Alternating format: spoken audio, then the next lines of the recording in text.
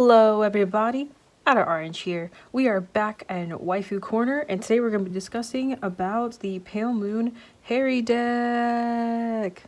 Let's begin.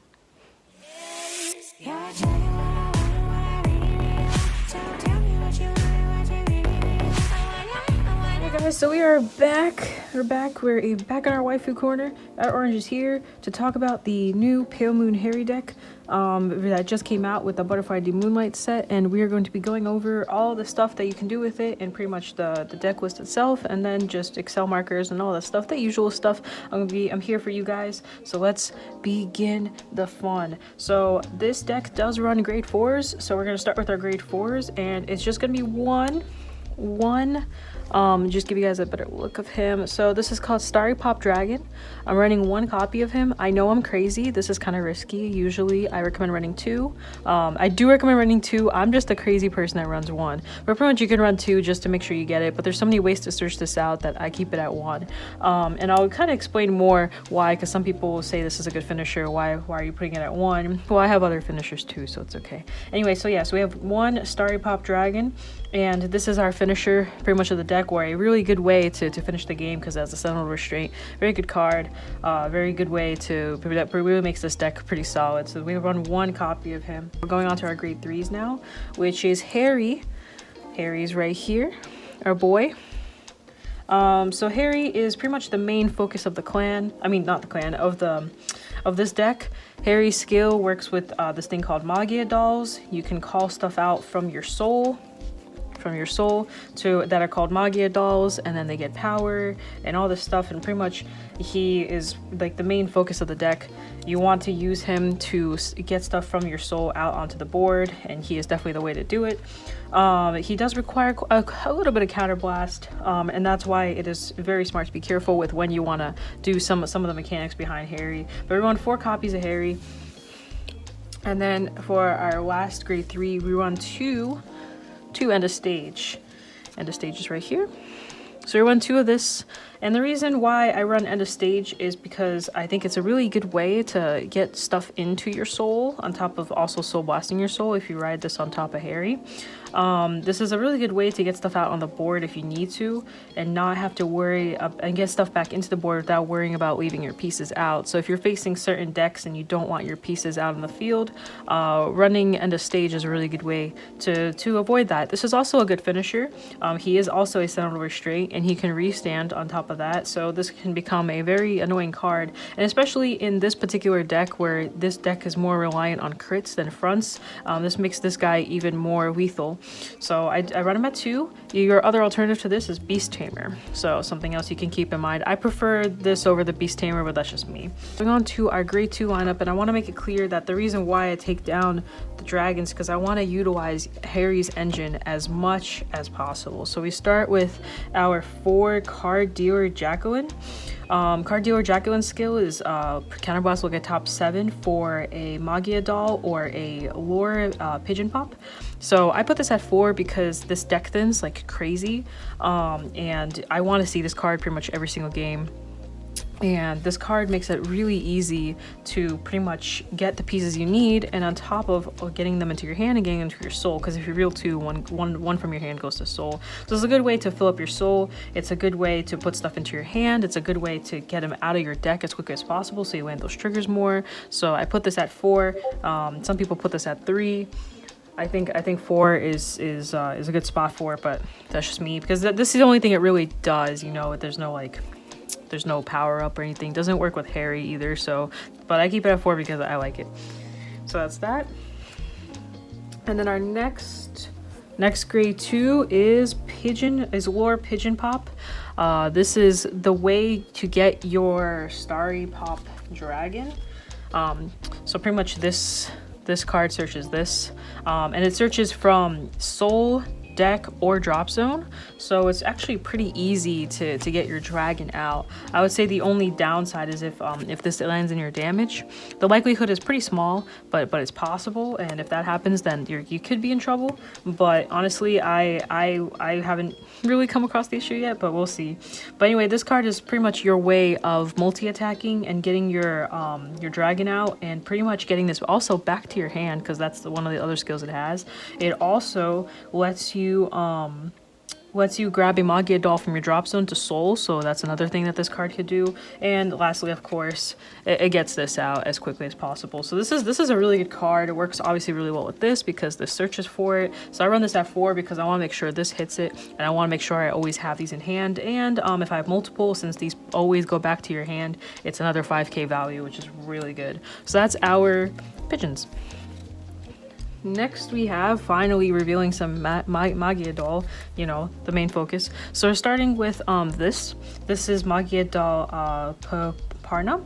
So her skill is pretty much when she is released out from soul, from when she's brought. Well, I guess I'll start with this Harri skill and then I'll go over about the guarding skill because they all have the same one. But her Harri skill is when Harri takes her out of soul, she gets 10k power. And the other skill that she has, which all the Magia doll skills has, is when you guard with her, she goes into your soul instead. So you guard with any of the Magia dolls, they just go into your soul, which is a really nice way of utilizing your cards to their maximum potential. Instead of it dying off and staying dead, these just revive themselves all the time. But I run this at 3 because Harri's skill forces you to call different types of Magia dolls, so you can't call like 2 of these out. That's something to keep in mind. I'll discuss that more later about the deck, but pretty much this only gives you power, and sometimes you don't need the power, sometimes you need something else. And I put this at 3 because you don't always use this, but you do want to use it. So that's our Parna. Next we have I run this at 4. We got our 4 Magia doll Lunatic Dragon. So this guy, again, he has the same skill as the other ones, where if you guard with him, he goes into soul. But his other main Harri skill is when placed by the ability of your unit with Harri in its card name, choose up to one of your opponent's rear guards, and your opponent puts that unit into his or her soul. So what's really nice about this is that it's kind of like a mini retire.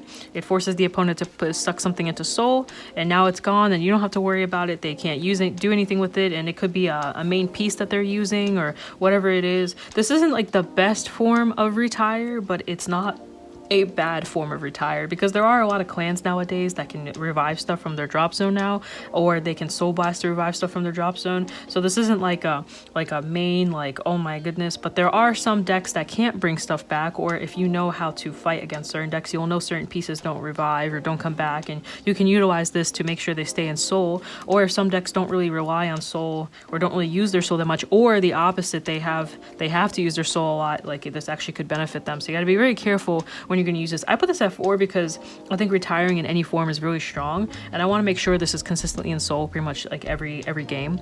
I always want to make sure I can use this because there may be troublesome pieces that I may want to get rid of, and I need to make sure it happens. Like, I think having this at 4 is stronger than having this at 4, and you can pick between the two. Like, if you want to have this at 4 and this at 3, it's completely up to your playstyle. But power is nice, but retiring, in my opinion, is better. Like, I'll usually get to this, but I want to make sure I have the ability to retire.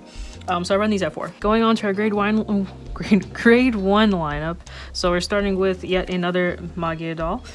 This is Magia doll Darkside Mirror Master. Very, very simple interaction. When she comes out of Harri, you can countercharge.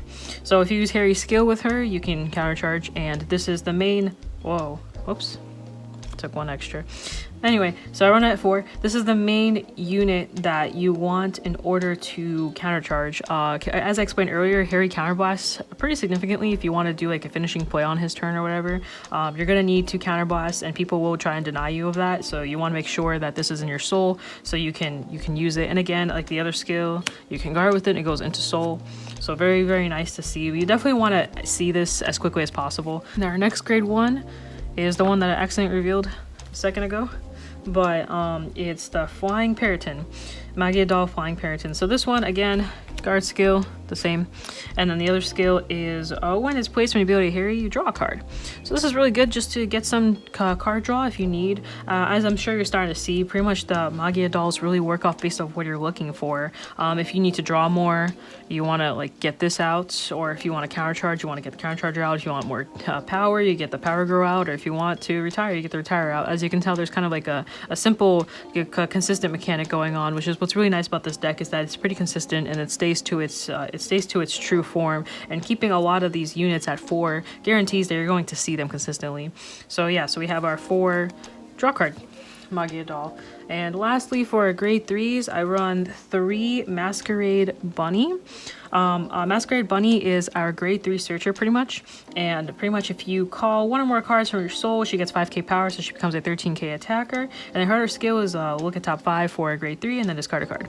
And what's really nice about her, and probably the only thing that's really nice about her, because otherwise I actually don't really use her too much, but she gets your grade 3, which is good.